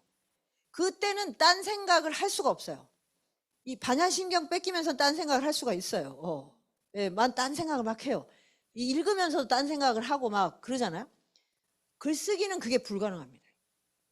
그러니까 그 순간에 이제 집중하고 그다음에 이제 책을 읽어야 되고 이제 요렇게 하면 하루가 지나가요. 그리고 공동체에 나와서 뭐 회의하거나 뭐 강의하거나 한단 말이에요. 그러면 하루에 얼마나 정화됐는지는 모르지만 삿된 생각을 하는 시간은 줄죠. 그러니까 이제 그걸 갈려달라 그랬잖아요. 글쓰기를 하시든지 또 이 글쓰기는 뭐 요런저런 핑계가 있죠. 또 뭐 안 해봤고 힘들고 이러실 거 아니에요. 그러니까 하루에 내가 딴짓을 못하게 이걸 딱 내가 하루에 커리를 짜는 거예요. 그래서 이 세미나 하고 저 세미나 하고 이렇게 하면 하루를 되게 거룩하게 보냈어. 요게 이제 사실 우리 공부 공동체의 수행 효과입니다. 딴짓을 할 시간이 없더라. 그래서 어디에 뭐 중독된 사람들도 뭐 쇼핑 중독, 투자 중독 많잖아요. 그런 거를 스스로 치유하게 되는 요런 식으로 그 루틴을 이렇게 짜보세요. 싫죠 또. 어렵지만 근데 그러려면 뭐냐면 그 집안일을 그러니까 아까 제가 얘기한 이 가사노동을 좀 재배치를 해야 돼요. 진짜로. 그 살림이 뭐 끝도 없잖아요. 하다 보면. 그러니까 이건데 진짜 이것 때문에 못하는 건가? 또 이건 아니에요. 이거를 공부하기 싫어서 핑계로 더 열심히 일을 하십니다. 네, 제가 다 알거든요. 그리고 이제 또 살림이 없는 분은 또 굳이 일부러 아파요. 공부하기 싫어가지고. 일부러 발을 삐든지 아니면 하여튼 그래가지고 안 할 수 있는 핑계를 1년 동안 열심히 찾아내. 아니면 주변에 누구를 다치게 하든지. 그래서 내가 내가 그런 마음을 먹으면 주변 사람들이 위험해진다. 핑계가 생기고요. 애가 아프거나 이런 거. 그러니까 정신을 내가 똑바로 차리면 그 인연까지 다 붙들고 있어요, 사실. 여기가 이 파동이 가는 만큼이 그거를 붙드는 거예요. 이 어떤 그런 법력이라는 게 바로 그런 거거든요. 그 인연 안에 있는 사람들을 지켜주는 힘이거든요. 그 엄마라면 자식을 정말 지키려면 진짜 마음을 집중하고 선한 마음의 파동을 일으키고 있어야 됩니다. 그 가족을 위한다면서 서로를 힘들게 하는 게 지금 가족이에요. 맨날 가족 타령하면서 가족하고 대화가 하나도 안 되고 말이에요. 하면 할수록 안 되니까 하지 마시고, 네, 섣불리 그 대화 시도하지 마시고. 그러려면 이제 나에게 집중하는 시간, 이게 필요하다. 이 정도면 너무 팁을 많이 준 것 같은데. 네. 혹시 또 더 질문 있으신가요? 답변을 들으면서 또, 네, 여기 뒤에 저기 온라인에서는 질문이 간단한 게 하나 있었는데요. 저는 네, 먼저 듣고 질문보다는 저는 바로 옆에 성당회를 제가 한 네, 20년째 다니고 있었고요. 이 동네에서 16년을 살았어도 그 사이에 아마 이곳이 지어졌는 것 같아요. 근데 제가 지나가면서는 이렇게 여기가 범용사 절이구나 했는데 한 번도 들어와 보지를 못했고, 또 우연한 또 취미생활을 같이 하는 또 옆에 언니분께서 굉장히 독실하신 것 같은 분이셨 같은데, 언니가 우연히 또 카톡으로 이걸 보내주셨는 거예요. 너무나 유명하신 분이 오시는데. 아니 그렇게 유명하진 않습니다. 네. 그래서 제가 언니 그래요, 같이 가봐요. 그래서 오늘 함께 만나서 이렇게 와서 제가 또 이렇게 좋은 말씀 듣다 보니까 너무 감동이 왔는데요. 그 사이에 저는 항상 불교하고 저희 성당의 어떤 그 예수님을 따르고자 하는 그런 마음에서 제가 자비로움을 좀 배우고 싶었고, 또 지혜로움으로 항상 기도하는 마음도 가졌는데요. 오늘 와서 이렇게 너무 좋은 말씀을 그래요? 해주셔서 공감과 증여, 지혜 통찰 이런 거에서 굉장히 제가 감동이 왔어요. 또 그래서 앞으로도 공부를 많이 좀 불교에 대해서도 해야 되겠구나 하고 생각하게 됐습니다. 아이고, 예, 감사합니다. 소감 발표를 해주셔서 너무 감사합니다. 네, 그 온라인에서는 간단한 질문이 왔는데 이 자비에서 공간감 증여라고 하셨잖아요. 이 증여가 약간 직관적으로 이해하기가 어렵다고, 혹시 기부라는 말로 이해해도 되냐 이렇게 얘기하셨어요. 기부는 증여의 하나일 수는 있는데 그게 이제 기부를 하면 면세가 되잖아요. 그래서 세금을 안 내기 위한 방편으로 많이 쓰더라고요. 그래서 그거는 진짜 증여라고 할 수는 없고, 이제 사실 보시라는 개념이 최고의 개념인데 이 언어 자체가 조금 약간 종교적인 느낌을 너무 강하게 줘서 종교인이 되어야만 할 것처럼 이렇게 돼서 인류학적으로는 증여라고 표현해. 증여의 경제학. 근데 사실 내가 이제 이 물질이 없으면 살 수가 없으니까 물질을 소유하고 증식하는 일을 열심히 하잖아요. 이거는 자연스러운데 이것이 영원히 내 것이다라고 생각하면 안 되는 거예요. 영원히 내 것이 아니잖아요. 부모한테 받은 거, 모든 사람의 도움을 받은 것들이잖아요. 이거는 이게 여기에 종교가 필요합니까? 근데 마치 영원히 내 것인 것처럼 생각을 하는 거, 이거는 무지한 거예요. 아주 무식한 거예요, 진짜. 네. 그런 부자들이 되게 많아요. 근데 가난한 사람도 그런 마음으로 물건을 대하면 똑같아요. 그거는 가난하기 때문에 더 정화됐다고 생각하면 큰 오산입니다. 예. 백수도 욕심은 장난이 아닙니다. 예. 다만 게을러서 그 물질을 소유하지 않을 뿐이지 마음에는 막 드글드글해. 맨날 머릿속에 막 100억이 왔다 갔다 해요. 그냥. 그러니까 이거는 정말 그 마음에서 물질과 소유를 어떻게 생각하느냐 그 문제거든요. 근데 모든 종교는 다 이렇게 물질을 위에서 아래로 순환하라고 해요. 어떤 종교든 다 마찬가지입니다. 근데 그게 왜 그러냐면 그냥 원래 물질은 자기 거가 아니기 때문에 그래요. 그리고 운이 따르지 않는데 자기 노력만으로 부자가 되는 사람이 있습니까, 세상에? 그럼 그런 사람은 우주에 미아지. 그럼 저기 화성에 가서 혼자 살아. 그러면 거기서도 부자 될 거 아니야. 다른 사람이 있어야 부자가 되는 거예요. 다른 사람의 돈이 있어야 내가 투자를 해서 따거나 할 거 아닙니까? 그래서 내가 부동산이 올랐어. 그러면 막 그냥 입이 막 찢어지잖아요. 누군가는 지금 그만큼을 곤두박질 치고 있는 거예요. 이걸 모르면 경제를 모르는 거 아닙니까? 그럼 뭐냐, 원한을 쌓고 있는 거라고 지금. 근데 그거를 청년들이 연끌을 하는 이런 시대를 만들었다는 게 진짜 이거는 정말 기성세대가 저는 참회해야 됩니다. 정말. 예. 우체투지로 한 뭐 10만 배라도 시원치 않아요. 정말. 어떻게 그런 식으로 내몰 수가 있어요. 청년들도 마찬가지고. 아니 부모들이 그런 거를 만들었다고 거기에 그냥 올인을 하는 게 그게 말이 됩니까? 자기 인생을 다 망치는 방식으로.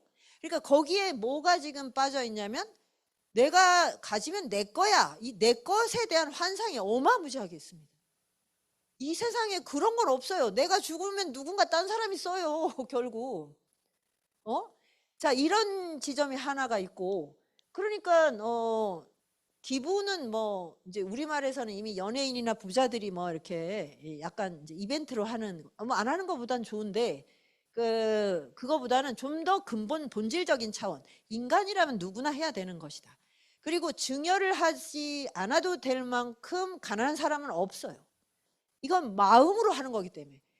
내가 뭐 식당을 하는데 돈을 뭐 못 벌어. 근데 그 식당에 오는 사람들 그 한 끼를 정성껏 다해서 하는 거, 그런 것도 중요해요. 그냥 오로지 머릿수로만 세아리지 않고 정말 저 사람 하나 더 영양가 있는 뭐 하나를 더 넣어서 먹이고 싶다는 마음, 그런 것이 이제 그래서 돌고 돌아서 결국 부자가 됩니다. 그런 마음을 쓰면. 근데 그 부는 자신도 행복하지만 다른 사람을 이롭게 하는 부가 되겠죠. 근데 내 거야. 내 거는 절대 신성 불가침이야. 이게 사적 소유. 자본주의가 한 제일 나쁜 일이 사적 소유를 신성시하는 거거든요. 네. 그러면 이 바깥에는 다 내 돈을 노리는 사람들이 되잖아요. 그거를 만들어내는 거라고. 그래서 그런 마음을 가지면 집안에 상속투쟁이랑 재산 때문에 집안이 난리가 납니다. 근데 대부분의 부자들이 그렇게 하더라고요. 그런데 그렇게 열심히 벌어가지고 그걸 나중에 자식한테 또 자기가 또 애착하는 자식한테만 몰아주려고 그래가지고 또 전쟁이 일어나요. 근데 또 그걸 왜 몰아서 주려고 하지? 그건 증여예요, 아니에요? 뭐예요? 참 이상한 거예요. 결국 그냥 보통 가족도 마찬가지 아닙니까? 이렇게 돈을 모아가지고 나중에 자식 주려고 그러잖아요. 증여의 마음이 있어.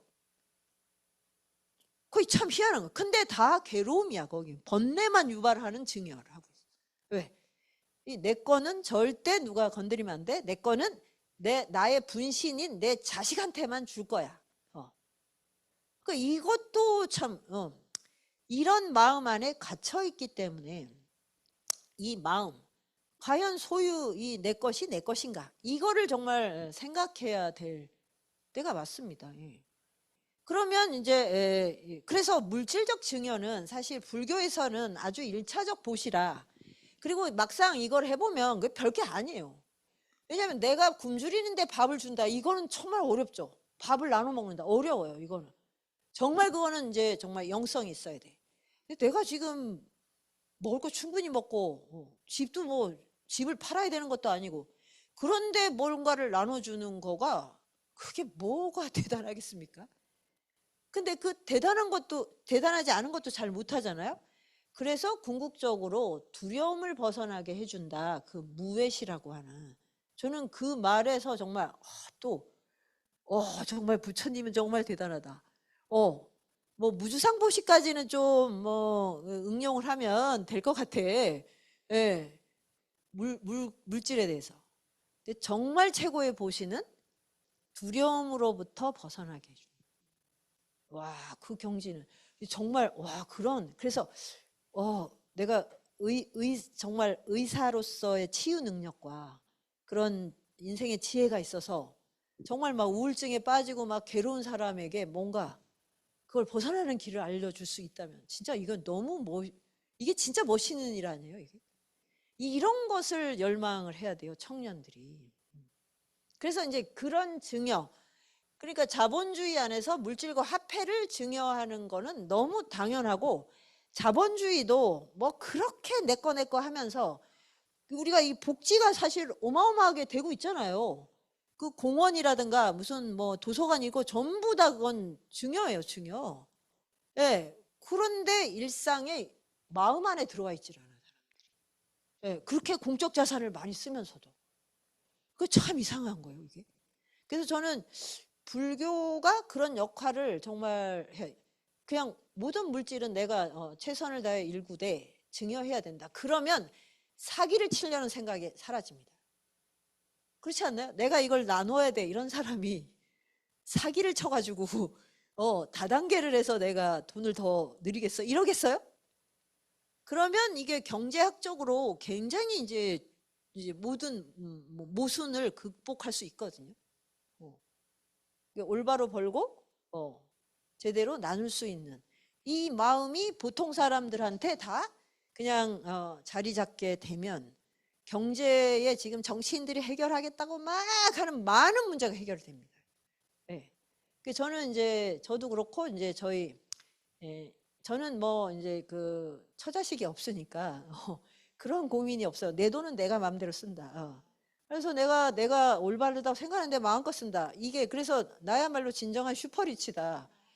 자산이 아무리 많으면 뭐해. 가족들 눈치 때문에 쓰지도 못하고 친구한테 밥도 못 사주는데 그게 거지죠, 거지.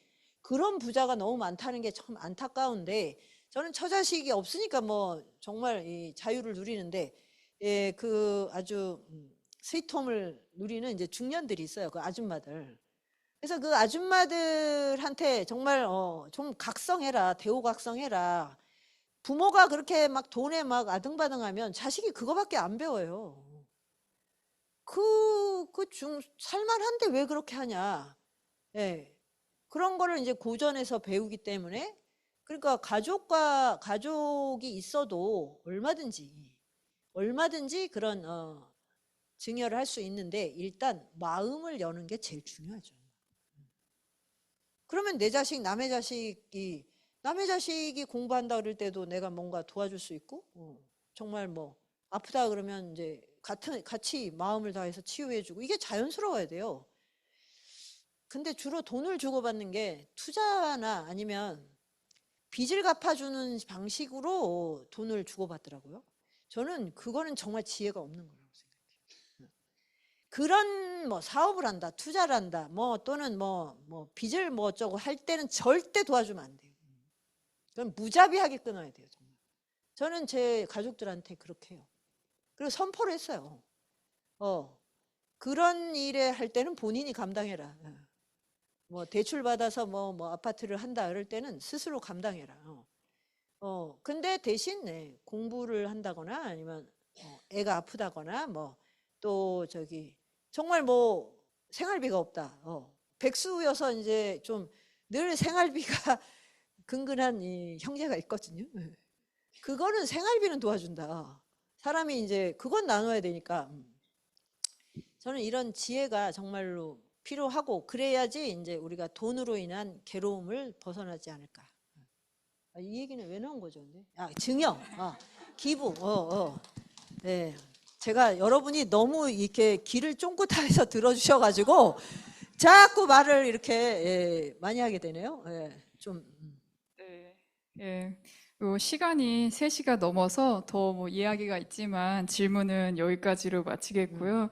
오늘 그 죽음이라는 게 사실 되게 어쩌고 보면 무거운 주제일 수도 있는데 그러면서도 동시에 우리 불교 안에서도 수행 대상으로서 굉장히 중요한 대상이기도 하고 우리가 무덤가에 수행을 하기도 하고 또 스님 승복은 원래 시체를 덮은 천으로부터 비롯되기도 하고 항상 죽음에 대해 사유하는 게 저희 수행의 아주 중요한 방법 중 하나거든요. 근데 그 익숙한 성인들의 이제 죽음을 대하는 자세, 태도 이런 걸 들어보니까 진리는 크게 다르지 않다 그런 생각이 들어요. 특히 이 선과 지혜를 닦아라 혹은 그 평등함 그리고 이런 게 어떤 선악 영향력 이런 것 같기도 하고 그러면서 그 우리 불교 안에서도 칠불통계라고 7가고 7부처님께서 늘 하시는 말씀이라는 게 있거든요. 모든 선을 받들어 행하고 모든 악을 짓지 말라.